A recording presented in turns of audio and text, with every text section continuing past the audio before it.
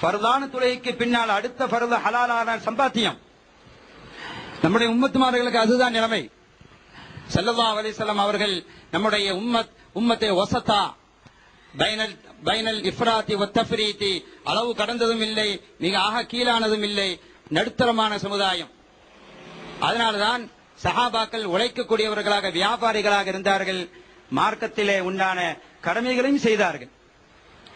ஆகவே முஸ்தஹீல் என்பது நபிமார்களுக்கு தடுக்கப்பட்ட ஒரு குணம் என்றால் அல்லாஹ்வுக்கு ஜாயிஸாக ஆகிவிடுமா? இது எந்த கொள்கையில இருக்கிறது? அப்படி என்றால் நாங்களும் பகிரங்கமான வஹாபிகள் தான் என்று பிரகடனம் செய்து விடுங்கள், பிரச்சனை இல்லை.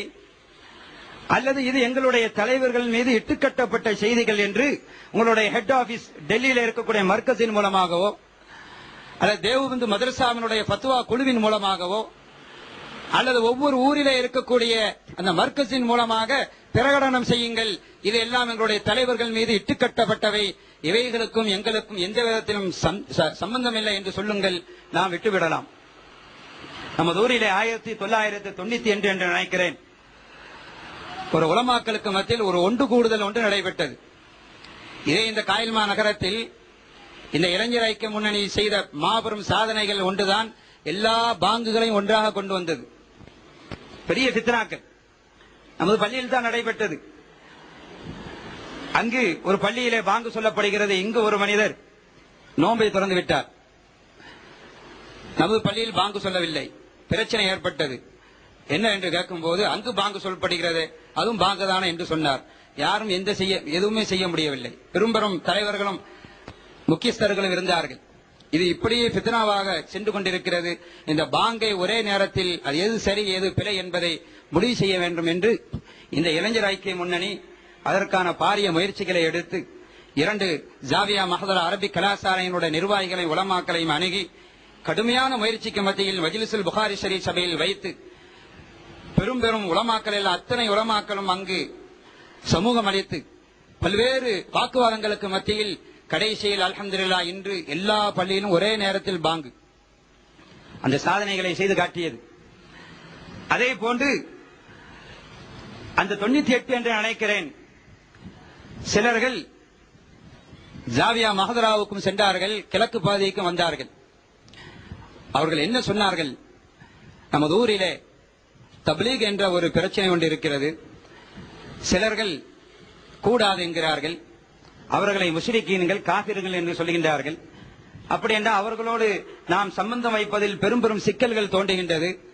இதனால் நாங்கள் அல்லாஹ்வுக்காக வேண்டி ரசூலுக்காக வேண்டி ஒரு நல்ல முயற்சியில் இறங்கி இருக்கிறோம். தப்லீக் ஜமாத்து சுன்னத்துல் ஜமாத்தா அல்லது வஹாபிசமா? எனவே அவைகளை பேச வேண்டும், ஊரில் உண்டான அத்தனை உலமாக்களும் அதிலே கலந்து கொள்ள வேண்டும். அல்ஹாஜ் மர்ஹூம் அல்ஹாஜ் அதாவது ஒரு பெருந்தனவந்தரனுடைய வீட்டிலே அந்த கூட்டங்களை நாங்கள் ஏற்பாடு செய்திருக்கிறோம். எனவே கிழக்கு பகுதியில் இருக்கக்கூடிய உலமாக்கள் பெரியவர்களும் சிறியவர்களும் சமீபத்திலே பட்டம் வாங்கிய மூலபிமார்களும் நீங்கள் கலந்து கொள்ள வேண்டும் என்று 3 பேர்கள் வந்தார்கள். இந்த முத்துச்சுடர் ஆபீஸில் தான் என் அருமை மாமா மர்ஹூம் ஹாஃபில் எஸ்எஸ்எம் ஷேக் அலி அவர்கள் எங்களை எல்லாம் ஒன்றாக அழைத்து விட்டு சொன்னார்கள், நீங்கள் அந்த கலந்துரையாடலில் கலந்து கொள்ள செல்கின்றீர்கள், நான் சில அனுபவங்களை உங்களிடத்திலே சொல்கிறேன், சரியாக இருந்தால் எடுத்துக்கொள்ளுங்கள், சொல்லுங்கள் என்றும் சொன்னார்கள்.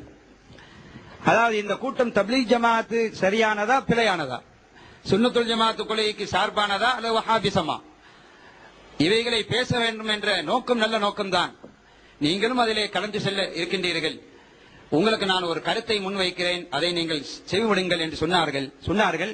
தப்லீக் என்பது நபிமார்களுடைய சிபத்.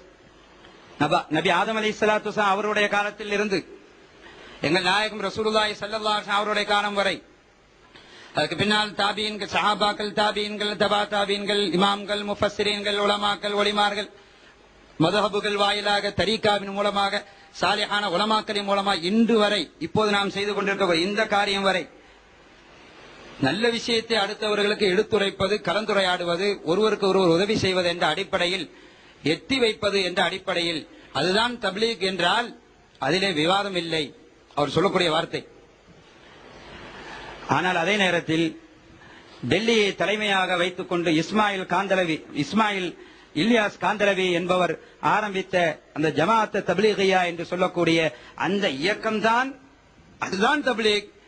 இதை ஏற்றுக்கொள்ளாதவர்கள் முஸ்லிம்கள் அல்ல, அவர்கள் தீனுக்கு விரோதிகள், அவர்கள் ஈமான்தாரிகள் அல்ல என்று வாதிப்பார்களேயானால் அதுதான் தப்லீக். அதுக்கு முன்னால் உண்டதெல்லாம் அல்ல ஒலிமார்கள் தரீக்கா எல்லாம் அவையெல்லாம் தீனுடைய பணியை செய்யவில்லை என்று வாதிப்பார்களேயானால் அதிலே விவாதம் இருக்கிறது. இதுதான் கருப்பொருள். இதை மையமாக வைத்துக் கொண்டு நாளை நடைபெற இருக்கக்கூடிய அந்த கலந்துரையாடலில் நீங்கள் கலந்து கொள்ளுங்கள் என்றார்கள். நாங்கள் அந்த அடிப்படையிலே சென்றோம். அதுக்கு பிறகு எல்லா உலமாக்கள் அதை ஆதரிக்கக்கூடியவர்கள், தப்லீகை ஆதரிக்கக்கூடியவர்கள், அதை எதிர்க்கக்கூடியவர்கள், பொதுவாக மத்தியசம் அதை இரண்டுக்கும் விஷயம் தெரியாதவர்கள், அதாவது அக்கீதா விளங்காதவர்கள், வெளிரங்கத்தை பார்த்து அது நல்ல கொள்கை என்று சொல்லக்கூடியவர்கள் உலமாக்களும் பெரும் பெரும் தனவந்தகர்களும் அங்கு கலந்து கொண்டார்கள். 2 நாள் நடைபெற்றது விவாதங்கள். முதல் நாள் செவ்வாய்க்கிழமை நடைபெற்றது. அப்போது கிதாபுகள் கொண்டு வரவில்லை என்று புதன்கிழமை 2 மதரசாக்களும் விடுமுறை அளிக்கப்பட்டு மீண்டும் நடைபெற்றது. அங்கு சுருக்கமாக என்ன நடைபெற்றது என்றால், அங்கு தலைவராக ஏற்படுத்தப்பட்டவர்கள் சொன்னார்கள், நாம் எல்லோரும் சுன்னத்துல் ஜமாஅத் கொள்கையை சார்ந்தவர்கள் என்பதில் யாருக்காவது சந்தேகம் இருக்கிறதா என்று கேட்டார்கள். 2 தரப்பார்களும் சொன்னார்கள், யாருக்கும் சந்தேகம் இல்லை, நாம் சுன்னத்துல் ஜமாஅத் கொள்கை தான். தப்லீகை ஆதரிக்கக்கூடியவர்களும் மற்ற கொள்கையை பத்தி அங்க பிரச்சனை இல்லை. அது தௌஹீது, நம்ம ஊர்ல தௌஹீதுல வழங்க ஷிம்முன்னு சொன்னாதான் வழங்கும். வெளியூர்ல தௌஹீது சுன்ன ஜமாஅத், ஈராக்ல ஷியா சுன்னி, அது மாதிரி ஒரு ஊர்ல ஒரு பாச. நம்ம ஊர்ல தௌஹீதுன்னா யாருன்னு கேட்கணும், சிம்மு சுன்ன ஜமாஅத். சிம்மு கொள்கை நமக்கு ஆதரவானதா? இல்லை, நமக்கு உடம்பாடானது அல்ல சுன்னத்துல் ஜமாஅத். அப்ப இந்த தப்லீக் சுன்ன ஜமாஅத் சிம்மா, அதான் பிரச்சனை. தலைவர் அவர்கள் சொன்னார்கள், நாம் எல்லோரும் சுன்னத்துல் ஜமாஅத் கொள்கையை சார்ந்தவர்கள் என்பதில் யாருக்காவது 2வது கருத்து இருக்கிறதா என்று கேட்டார்கள். 2 தரப்பாரையும் பார்த்து 2 தரப்பார்களும் சொன்னார்கள், நாம் எல்லோரும் சுன்னத்துல் ஜமாஅத் கொள்கையை சார்ந்தவர்கள் தான், அதிலே 2ஆம் கருத்து இல்லை. அப்ப ஒண்ணுல எல்லாரும் முத்தஃபக்கன் அலை.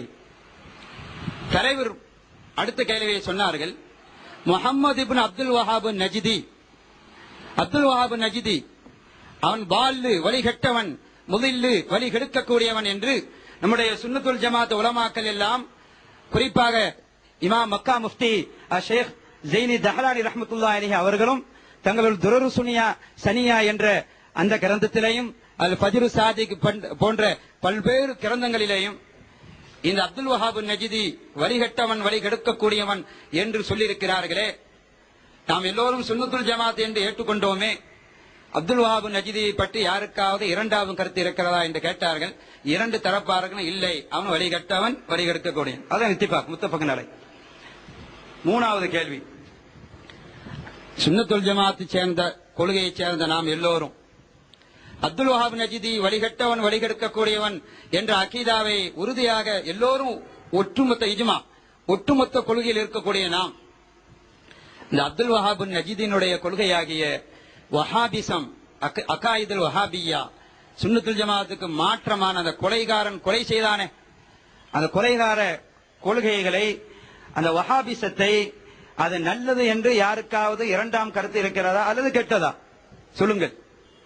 2 தரப்பார்களும் சொன்னார்கள், எங்களுக்கு 2ஆம் கருத்து இல்லை, அது வஹாபிசம் வழிகட்டதுதான். அப்ப 3லயும் எல்லாரும் இத்திஃபாக்.